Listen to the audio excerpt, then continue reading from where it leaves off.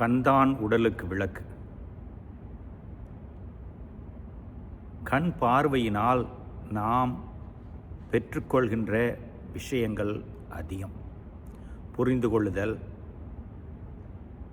உலகம், மனிதர்கள் எல்லாவற்றையும் தெரிந்து கொள்ளவும் அறிந்து அன்பு செய்யவும் கண் பார்வை நிறைய உதவி செய்கிறது. அதனால்தான் கண் உடலுக்கு விளக்கு. ஆனால் அந்த பார்வை இல்லாதவர்களுடைய நிலை, புரிதல் எல்லாம் வேறு. இன்றைய நற்செய்தி வாசகத்திலே கண் பார்வையற்ற ஒருவரை குணப்படுத்தி பார்வை தருகிறார் இயேசு. மற்ற வாசகங்கள் கூட இந்த பார்த்தலை, ஒளியை பற்றி தான் சொல்கிறது. முதல் வாசகத்திலே சாமுவேல் இறைவாக்கினர் கடவுள் பார்வையிலே ஜெஸ்ஸேயினுடைய பிள்ளைகளை பார்க்கவில்லை, உலக பார்வையிலே பார்த்து கணிக்கிறார். ஆனால் கடவுள் வேறு விதமாக பார்த்து தாவீதை அரசராக திருப்பொழிவு செய்ய சொல்கிறார். இரண்டாம் வாசகத்திலே புனித பவுல்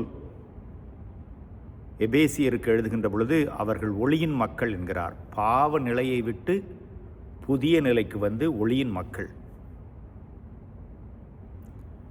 நற்செய்தி வாசகத்திலே பார்வையற்ற அந்த மனிதன் உடல் சம்பந்த அந்த பார்வையை பெற்றுக்கொண்டு உள்ளத்தளவிலே இயேசுவை இறைவாக்கினராக, கடவுளாக அறிந்து கொள்கிறார்.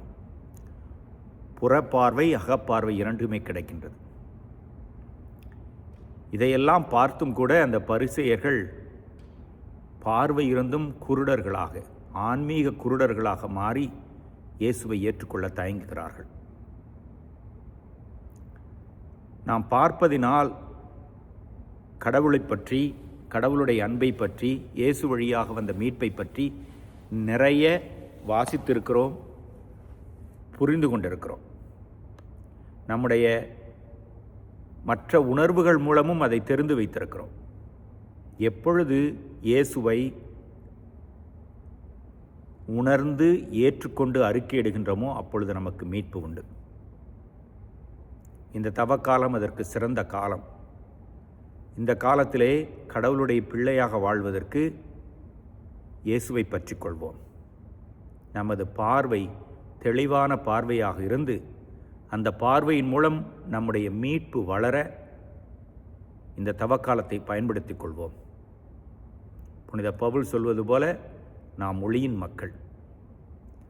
அதன் பிறகு தெளிந்த பார்வை மூலம் ஆன்மீகம் வளர்ந்தால் இன்றைய திருப்பாடல்களை நாம் பாடிய ஆண்டவர் என் நாயன், எனக்கேதும் குறையில்லை என்று அந்த திருப்பாடலின் ஆசிரியரோடு அந்த நல்லாயன் திருப்பாடலை பாடி மகிழலாம், செபித்து மகிழலாம்.